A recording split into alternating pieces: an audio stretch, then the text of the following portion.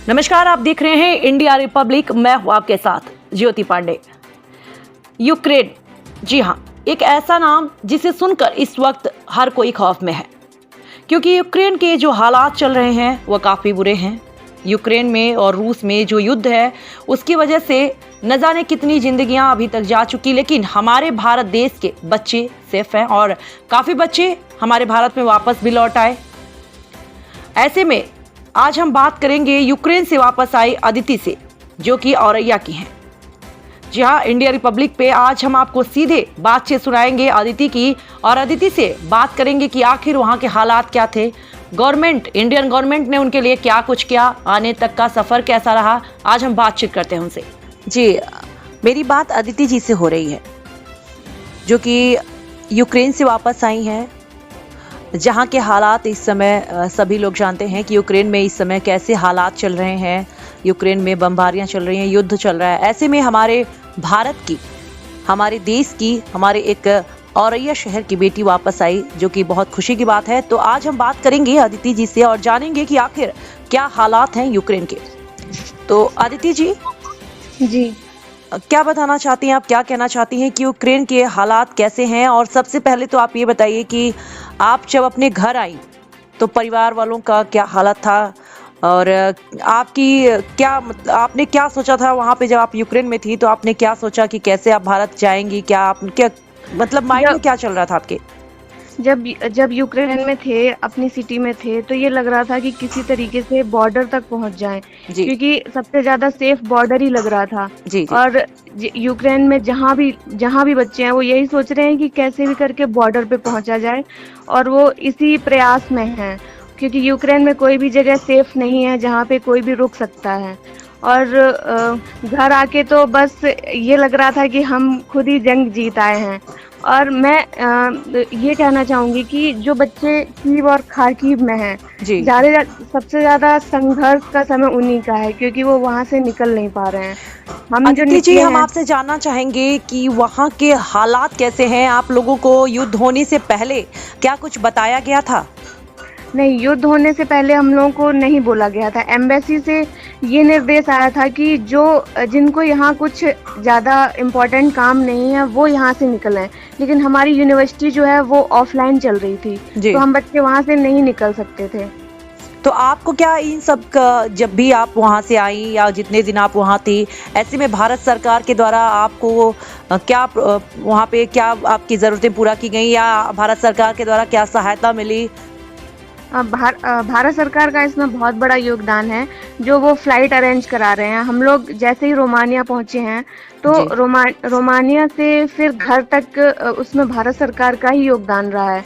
भारत सरकार द्वारा फ्लाइट हैं, और जब इंडिया आ जा रहे हैं तो सारे बच्चों को एयरपोर्ट से घर तक पहुंचाने की सुविधा भारत सरकार कर रही है।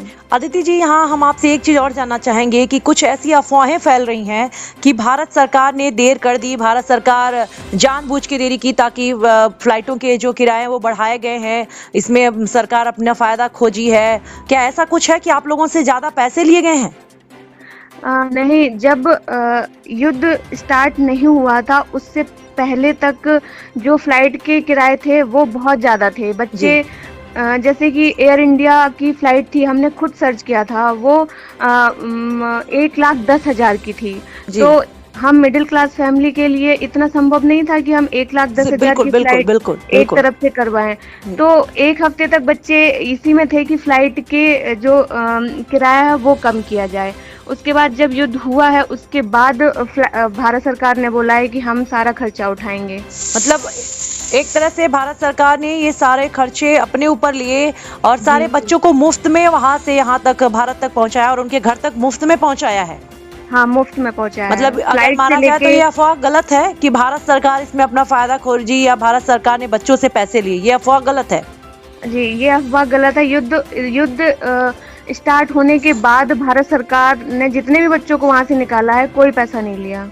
अदिति जी, एक और बड़ा सवाल है, बार बार ये बात सामने आ रही है कि पाकिस्तान के भी बच्चे या अन्य देशों के बच्चे तिरंगे लगा के, मतलब हमारे भारत देश का झंडा लगा के निकल रहे हैं, ताकि उनको ये लग रहा है कि हम सुरक्षित हो जाएंगे अगर हम तिरंगा लगाएंगे।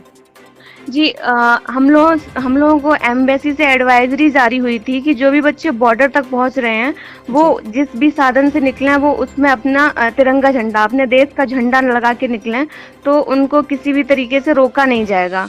और तो पाकिस्तान के जो बच्चे हैं जो यूक्रेन में हैं वो तिरंगा लगा के निकल रहे थे। ये बात सही है। ये बात सही है। इसका जी। मतलब कहीं ना कहीं हमारा भारत, अगर हम ये मान लें कि आज हम बहुत अपना सर फक्र से उठा सकते हैं, क्योंकि आज हमारे तिरंगे की वजह से हमारे लाखों बच्चे बच रहे हैं। जी, और हम आपको एक बात और बताना चाहेंगे, जब युद्ध स्टार्ट हुआ था, जी। बॉर्डर नहीं खुले थे, सब बोल रहे थे कि तुम कैसे जाओगे अब। तो अच्छा। हमें ये भरोसा था कि भारत सरकार, हमारे देश के प्रधानमंत्री मोदी जी कुछ ना कुछ करेंगे। तो ये था कि हम सुरक्षित पहुंच तो जाएंगे, ये हमें भरोसा था। मैं जब अपनी आपको इतना पर्सनल बात भरोसा बता रही था, हूँ। अच्छा आपको इतना भरोसा था अपने गवर्नमेंट पे, अपने इंडियन गवर्नमेंट पे, खास करके मोदी जी पे, जी जी कि हमारे मोदी जी हम लोगों को निकाल लेंगे, जी। और उन्होंने वो भरोसा कायम भी रखा और आप हाँ, लोग सकुशल बिल्कुल। वापस आए। ये बहुत अच्छी बात है घर वालों के लिए, हम सबके लिए बहुत खुशी की बात है कि हमारे भारत के बच्चे अपने घर वापस आए, सब सेफ हैं। ये बहुत खुशी की बात है।